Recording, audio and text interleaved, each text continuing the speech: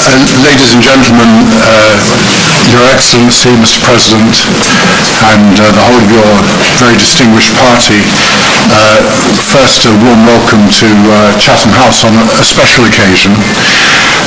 Let me just start with a little bit of housekeeping, if I may, and then get into, even on silent mode apparently, they will make the sound system buzz and sound unpleasant, and I know that what we really want to hear is from the President rather than feedback from our mobile phones. So if you could turn those off, that would be very, very helpful. And also, may I just say now, at the end of our session, if you could remain seated whilst His Excellency leaves, that would also be very helpful in managing the flow of the afternoon.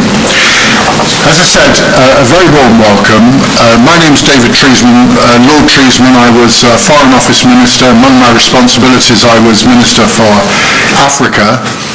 And you will understand, took a very, very close interest in many events on the continent, but not least the developments in Somaliland. And for me, it's a very great privilege, sir, if I may say so, to be here with you, the newly elected President. Congratulations on that.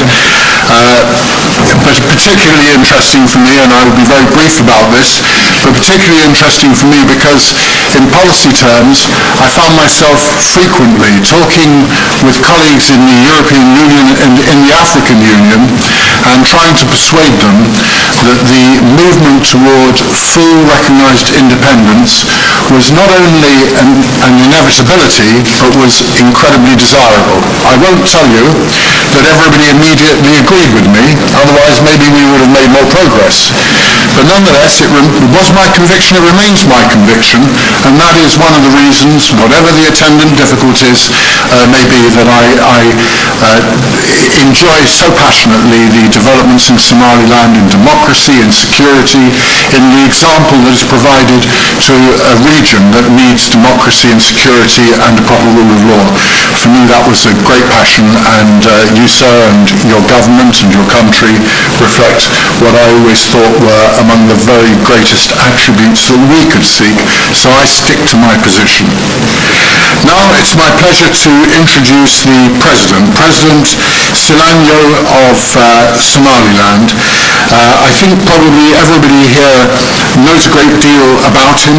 Currently the chairman of the Peace, Unity and Development Party in your country, and have spent time here, I'm glad to say, in your second home in England, where you have had to spend time from time to time.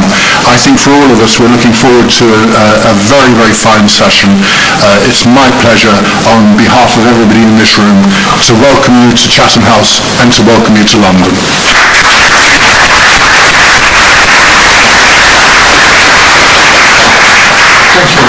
Thank you.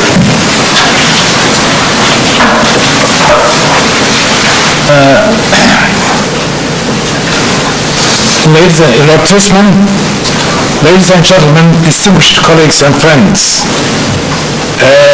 it gives me great pleasure to be with you here as the representative of my people and our country, Somaliland. I'm most grateful to Chatham House and the Royal Institute for International Affairs for extending this kind of invitation to us. It's symbolic of the long-standing interest and commitment to constructive dialogue and positive engagement on the important issues affecting the Somali people that the Royal Institute for International Affairs and its members have illustrated over many years and decades. I'm also aware of your recent work on the livestock trade in the Horn of Africa, as well as your recent examination of the problems of insurgency, terrorism, and economic hardship in the region. These are the areas of fundamental importance for Somaliland and the region more widely. At the same time, I know that your interest in our corner of the world is only a small part of the large work done by the Chatham House in its catalytic role in encouraging international debate about our continent, Africa. I would also like to take this opportunity to salute the Somaliland diaspora living in the United Kingdom without whose unflinching support, encouragement and commitment to the cause of their people. Somaliland would be a thoroughly different place. I'm delighted to see some members of that community represented here today.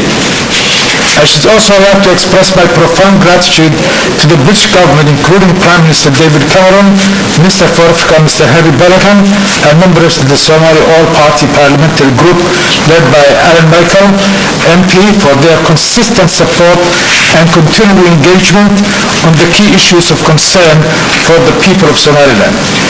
We in Somaliland have always been keenly appreciative of the special friendship between our two nations, deeply rooted in history and a commitment to democracy, human rights, and freedom. My government and I look forward to further strengthening those links and collaborating on issues of mutual interest for the benefit of our countries and our people. My message to you today is one of hope in an otherwise often bleak region of the Horn of Africa. We in Somaliland are no longer content to be Africa's best kept secret, but have launched upon the unstoppable trajectory towards becoming a full functioning and responsible member of the international community of states in keeping with our rights and obligations under international law. I shall take the opportunity today to talk to you briefly about recent developments as well as issues of importance for our country. Following in the footsteps of the first presidential election in 2003 and the parliamentary elections of 2005, the presidential elections on 26 June 2010 marked almost 20 years since Somaliland reclaimed its sovereignty and 50 years since the end of the British protectorate.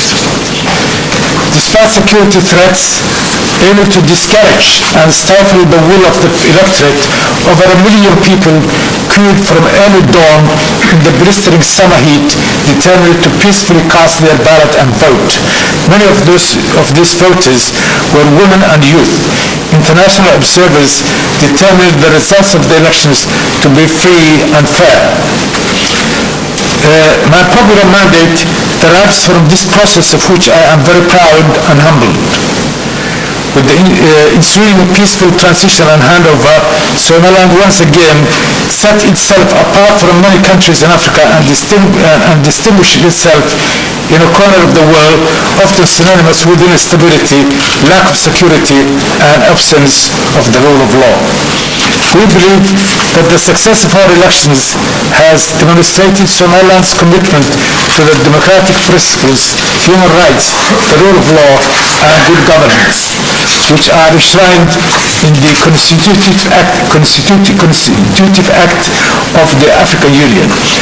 I'm immensely proud of the achievements of my people, born out of struggle for survival and recognition in the face of isolation and hardship.